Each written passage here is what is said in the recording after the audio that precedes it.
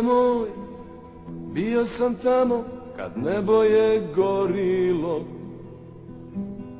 Srce heroja tamo je bilo, tamo se borilo. Svaki je metar domovina, zastava sine moj, zato smo ponosno vodili drugi kosovski voj. Srce heroja zauvijek živi, ne mogu da ga ubiju. Srce heroja kuca vječno, samo za Srbiju.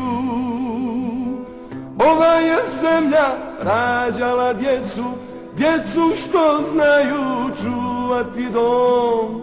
Srce heroja kuca glasno, glasno kao grom. Srce heroja kuca glasno, glasno kao grom. Oče moj, bit ćemo tamo gdje su vaši grobovi, tamo gdje su heroji pali, naši su domovi. Svaki je metar domovine, zastava oče moj. Ako zatreba, mi ćemo opet u novi kosovski boj.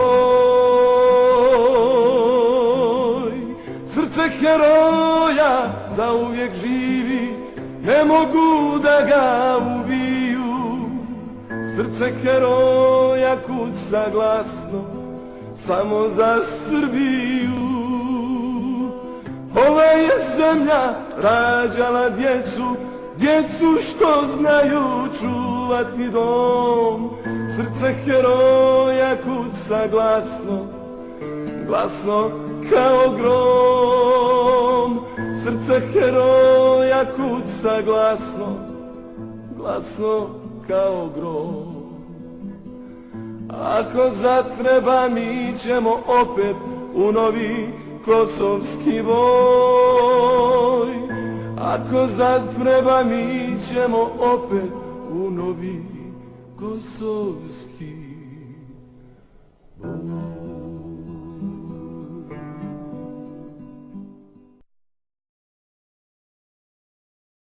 Kažem ono što sam želeo. Dragi prijatelji, uvažena predsjedavajuća, gospođe ministre i gospodo ministri, kažu Latini vox populi vox dei, glas naroda, glas Boga. U ovakvim okolnostima, kada je sudbina države u pitanju, ništa logičnije, ništa mudrije, ništa umnije, ništa pametnije nego da se posluša glas naroda. Ta čarobna reč je, dakle, referendum.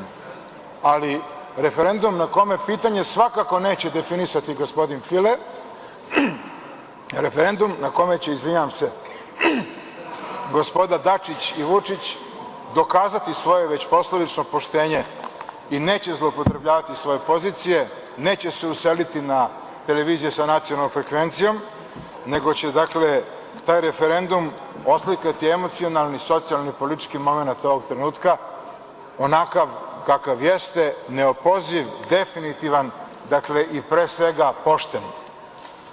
Što se tiče tog glavinjanja, kako se to kolokvijalno kaže, ili srljanja ka toj neopozivoj činjenici koja se zove Evropska unija, ja moram samo da izrazim svoje, dakle, žaljenje što je to tako i što u svemu ovome nema ni daška anticipacije, ni trunke nečega što predstavlja političku vrstu anticipacije, pa da se prisjetimo prosto toga da nijedna multikonfesionalna imperija nije opstala, da su se sve urušile, dakle, u krvi i pepelu. Austro-Ugarska, taj imperijalni model koji nasleđuje Evropska unija, izgrađuje 11 milenijumskih kula, slaveći 1000 godina svoje carevine. Jedna od tih milenijumskih kula je i kula Sibinjanin Janka. Nekoliko godina nakon toga ona se raspala, nestalo je u krvi i pepelu. Šta treba da se dogodi da shvatimo da je Evropa projekat koji je propao, da je to Titanik u koji uveliko ulazi voda i čak je i onaj gudački kvartet koji je svirao sve dok im voda nije došla do bokova, napustio brod i ukrcao se na čamac za spasavanje. Samo mi hrlimo prema tom Titaniku. Samo mi zajapureni veslamo prema tom bivšem brodu, prema tim vlasnicima bivše sreće koji će uskoro završiti na dnu okeana. To je ono što je zastrašujuće. Dakle, ovo je ponovo put bez alternative, ovo je ideja bez koncepta. Šta ako se Evropa raspadne? Ona je već usrećila Bugarsku, usrećila Irsku, usrećila Mađarsku, usrećila etc. Nema Kiprani koji je ne proklinje. Nema Irca koji je ne proklinje. Nema Španca koji je ne proklinje. I mi uporno idemo i srljamo prema, dakle, Evropskoj uniji. To je prosto neverovatno. Taj dnevnik uvreda koji smo odande dobili ima nekoliko hiljada strana. Ta usrećiteljka je usrećila Siriju, Libiju, usrećila je Irak, usrećila je Egipat. Treba li toj vrsti usrećenja da verujemo za ime Boga? Pa da li može ponižen čovek biti srećan? Postoji nekoliko traktata o sreći. Šta je potrebno da se bude srećan? Ja sad nemam vremena da o tome govorim. Potrebno je da provedete život sa osobom koju volite, da radite posao koji volite, da budete zdravi i potrebno je da budete dostojanstveni. Može li čovek koji kleči i lapće pomije iz šančeta biti srećan? Može li čovek zavisiti od punog frižidera? Može li njegova sreća zavisiti od punog frižidera čak i onda kad je taj frižider napunila 17-godišnja ćerka čije je radno mesto ulica? O tome se, dakle, radi, dragi moji prijatelji. Dakle, važno je da je čanče sa pomijama puno i to je ono što je suština. Dakle, mi živimo, kako bi rekao veliki Đura Jakšić, nažalost živimo vreme jarećeg pečenja. Nijedan ideal osim jaretine nije ostao u ovoj nesrećnoj zemlji. Svi smo, neko je rekao danas, poslanici koji su rođeni na Kosovu, poslanici koji, mislim da je Jagodinski korifej, ako se ne varam, nek mi se oprosti ukoliko grešim. Pa svi smo mi rođeni na Kosovu, svima vam pišu pogrešni podaci u ličnim kartama, svima je mesto rođenja Kosovo i Metohija. To je praprostor srpske države, praprostor misanog, emocionalnog, poetičkog, političkog, svega onoga što čini identitet. To je Kosovo. Na Kosovu su rođene najlepše srpske pesme, najlepše srpske žene, najlepše srpske mitologeme. To je Kosovo i sad vam se to otima. Otima se nešto što je identitet, nešto, dragi moji prijatelji, što se gradi 7000 godina, onoliko godina koliko, dakle, traje civilizacija. To i takvo Kosovo, taj bahati evropski hirurg vam je odsekao bez anestezije, ubeđujući vas da ste sad lepši i zdraviji, čak su mu naši bolničari i naše medicinske sestre zdušno pomagale, a mi sada sa promenjenom svešću, kako insistira velika Evropa, moramo da pristanemo na to kao da smo mi uzurpatori, kao da smo mi došli iza sitnih konja i sitne stoke. Kao da tamo, kao da je Gračanica Samonikli Bršljan, kao da je Dević nikao na kupusištu, kao da je sve ono što je iskon srpski nekom oteto. To je ono što je suština i to je ono što ne razumemo. Dakle, neće Srbija propasti ako odbije ovaj sporazum. Pa nemojte mi reći da nismo u stanju kao misleća država, kao sistem vrednosti koji se izgrađuje u modernoj Evropi već 200 godina, da formiramo vlastitu državu. Pa hoćemo li se lečiti ako ne uđemo u Evropsku uniju ponovo mlevenim kopitima i mokraćom udovica? Koješta. Dakle, suština je u sledećem. Oni koji su nas bombardovali, oni koji su ubijali Srbe, oni koji su ozračili celo Kosovo, treba sad da budu zaštitnici svega toga. Pa to je kontradikcija, to je paradoks koji se otima zdravom razumu, molim vas lepo. Dakle, ti isti su štitili i 17. marta 2004. Vreme, gospodine Kovačević. Zahvaljujem, dozvolite mi samo jednu rečenicu, molim vas. Već sam vam dozvolila pola minuta. Dozvolite mi jednu rečenicu, kao što ste dozvolili gospodinu Halimiju, bukvalno jednu rečenicu. Dakle, ničija sreća se ne može praviti na tuđoj nesreći. Dostojevski kaže, ako sudbina celog čovečanstva, sreća celog čovečanstva zavisi od jedne dečije suze, neka ta dečija suza ne padne. Ne možemo mi unesrećiti kosovsku decu da bi našoj deci namazali kiflu sa putarama. Hvala vam lepo.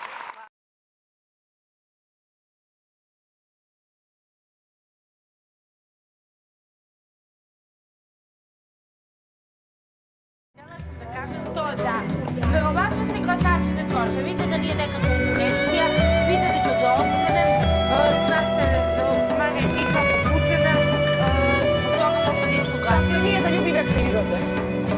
Roboviti lance kuju, ali smatram da okovima ponoslome, da nisu glasili iz tog razloga što dok te po obrazu pljuju. Da nema ponovno toga da se troše. Oj Srbijo, Boži dome, znam da će Mara ispasti, noge su im nazlo brze, piše pesme, to je sve lepo, zloglase te svud po svetu, ona se ne čuje dok je ne pozoveš da počne pesmu. izabravši da te mrze,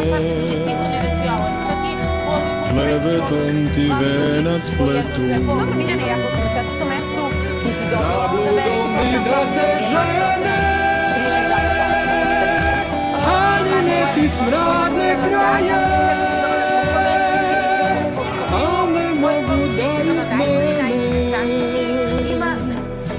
tvoju dušu, srce tvoje.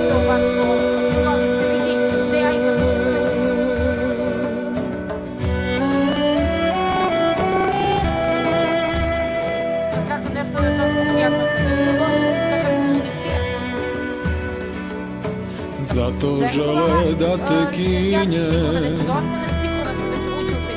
izazov si bezumno me, nenavidnik te raspinje. Miljana, svakako ćemo vidjeti sve moguće Oj Srbijo, Boži dome, Miljane i Mare, poštovani gledalci, jedna od te dame večeras zapravo kako ste vi udarala, Maro. Ti, Maro, se nećeš anjevi bez blagodati, ne razumeju šta rade,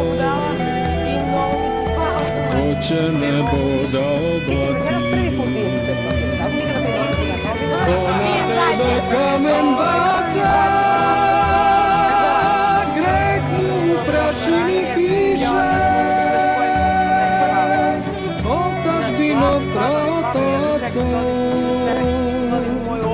kroz koje Duh Sveti diše. Ne da muž da vidiš, a? Nego muž. On radi noćnu si, na primjer. Mario, hoćemo li da pogledamo tvoj profil pa da onda još malo popričamo? Gledamo Mari profil.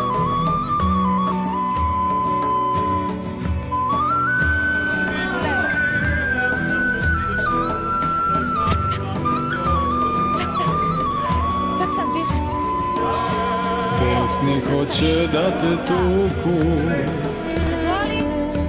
jarosni bi da te zgrome, dok te kroz kaljugu vuku.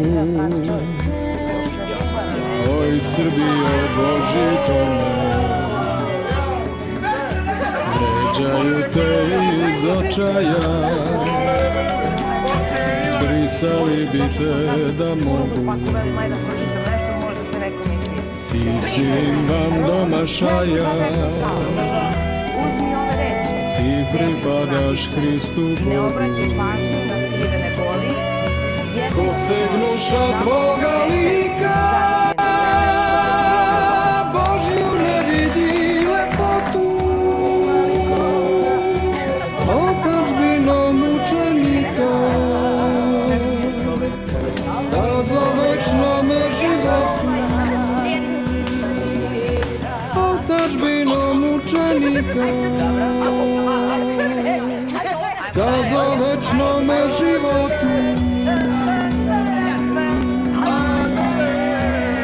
Dijana, slušaj me kad pričam. Ne mogu se, ja ću da... Vesna.